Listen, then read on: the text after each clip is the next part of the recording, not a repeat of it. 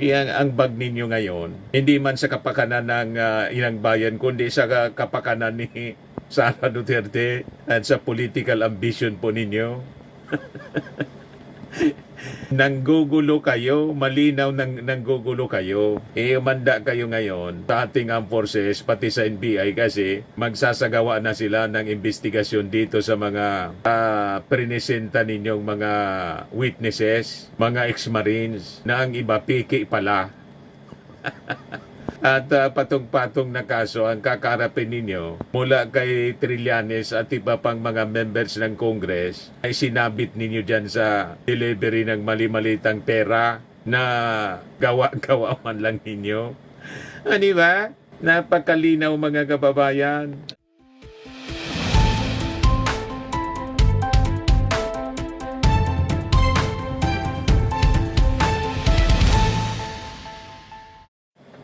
Hello po mga kababayan, si Dante Maravillas. May post si Attorney Libby Baligod.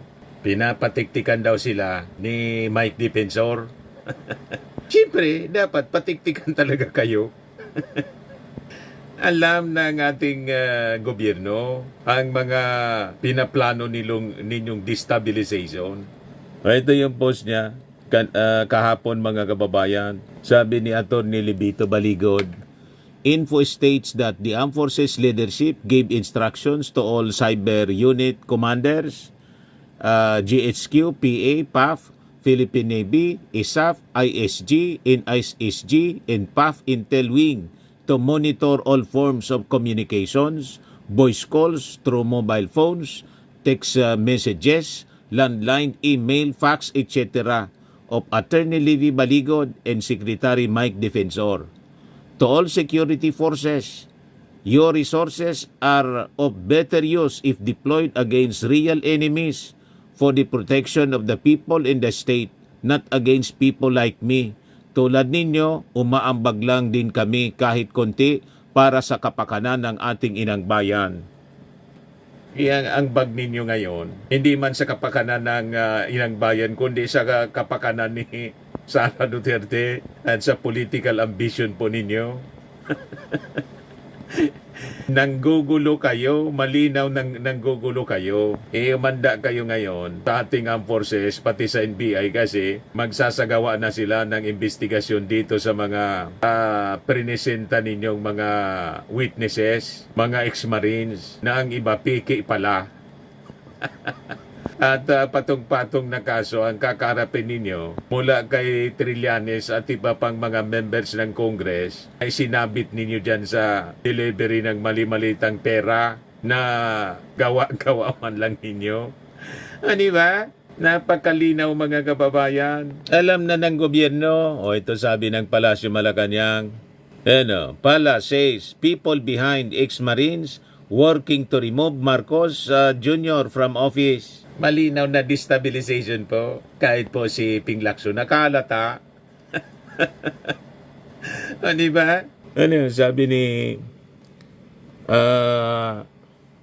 Yossi Castro, sabi dito sa report ng ABS-CBN, Malacanang said it believes those behind the individuals claiming to be former Marines in accusing ranking officials, including President Ferdinand Marcos Jr., of receiving kickbacks are the same people who want him out of office.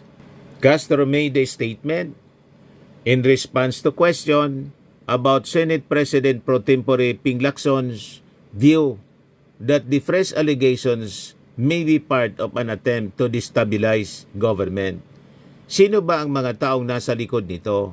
Sila rin naman ang mga taong nais pabagsakin ang gobyernong ito at patalsikin ang Pangulo sa pwesto at iluklok ang kanilang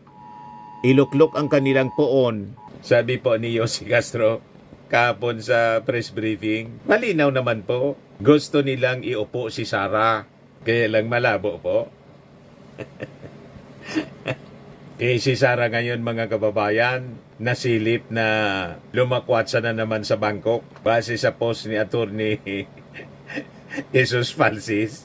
Ayan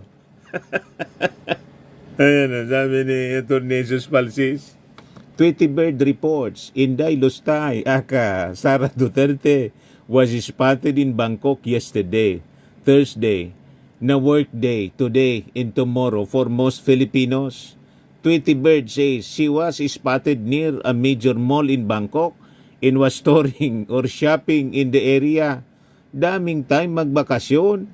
Siguradong didipinsan ito ng mga DDS, pero nung si Leni Robredo ang nasa abroad noon, kung ano-anong sinasabi kahit work-related ang trips abroad ni BP Leni noon. Meron pang pautot ang mga DDS noon na nasaan ang bise, pero ngayon walang pakialam kung nasaan si Sara. Kulto kasi. Ayan na, mga kababayan, si Sara.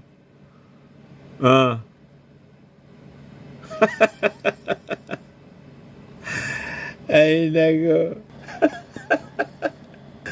Habang yung mga kampo niya dito, nag-attempt na i-destabilize. Si Sara dumidistansya. Di ba? Ganun ang strategy. Laging nasa ibang bansa habang naghihintay kung may mangyayari sa destabilization ng kanyang mga aliporis.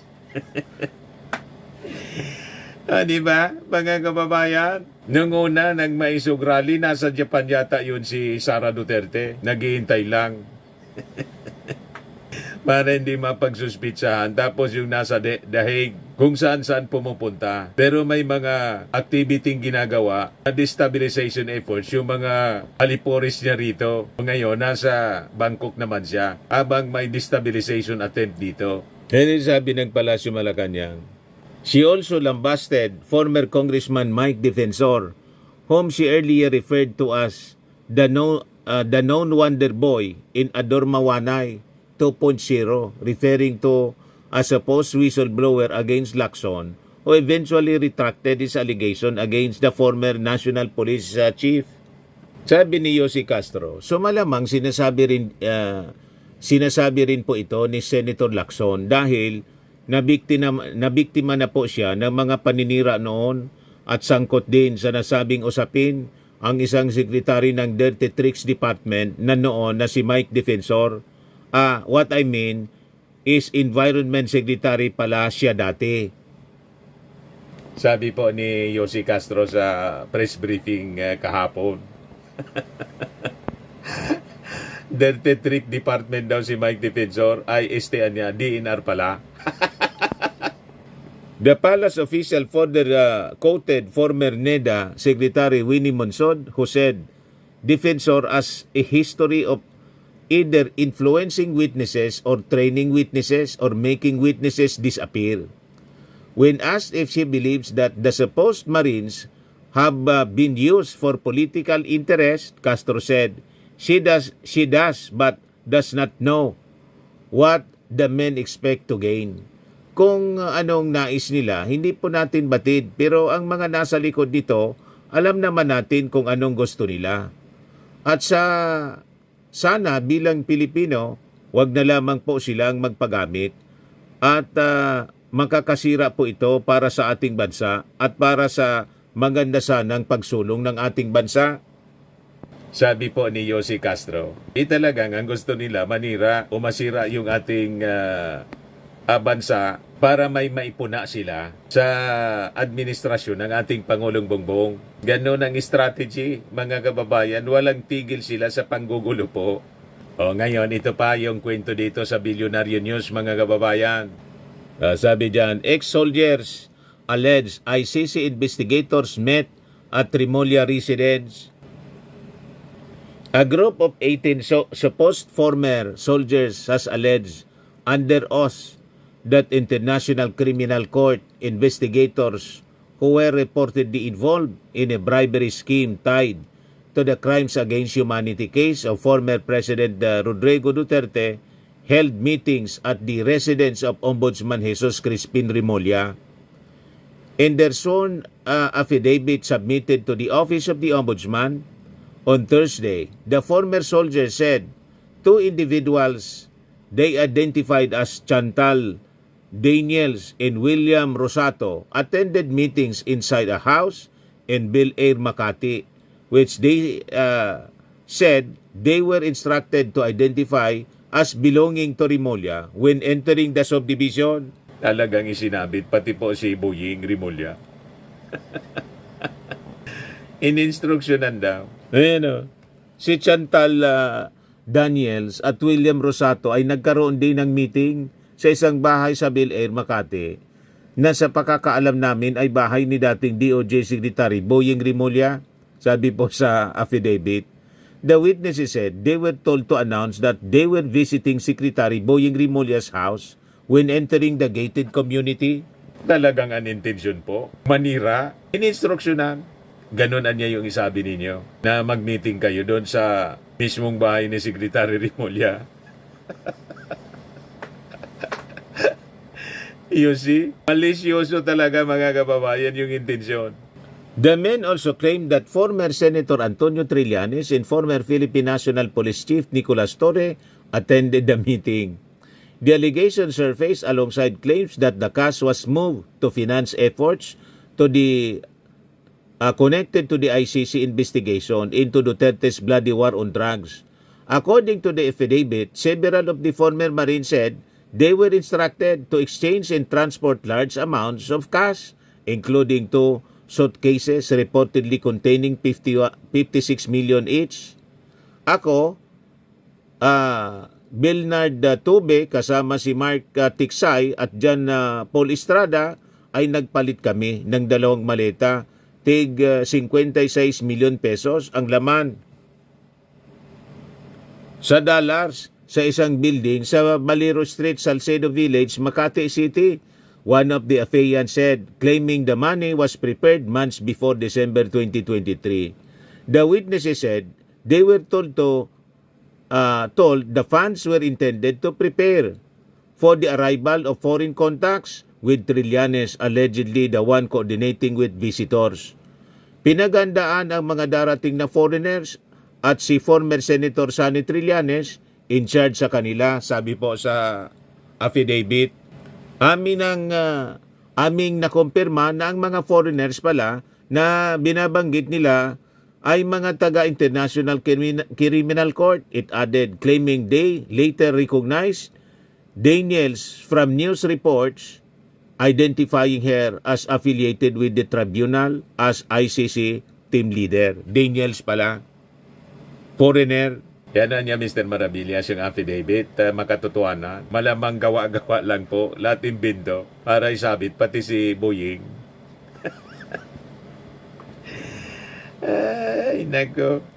Kaya ayaw patulan po ito ni Tito Sen. Pati siya, may 5 maleta daw. But anyway, sinabmit sa ombudsman, si Boying Rimulya, ang ombudsman, kasama yung pangalan niya. So, siguradong magsasagawa ng investigasyon kasi pinasa na sa kanila, pati yung NBI mga kababayan, para magkaalaman na kung totoo talaga o gawa-gawa. Pero malinaw po, fabricated stories again, para siraan po yung ating Pangulo, pati yung ICC. Gusto nilang siraan. Well coordinated po yung efforts. Kasi after ng press con, Atty. Baligod, diretso din pa press con si Amy Marcos, diretso din na statement si Sara Duterte, pati si Pulong. At ngayon si Sara, nandun pala sa bangko.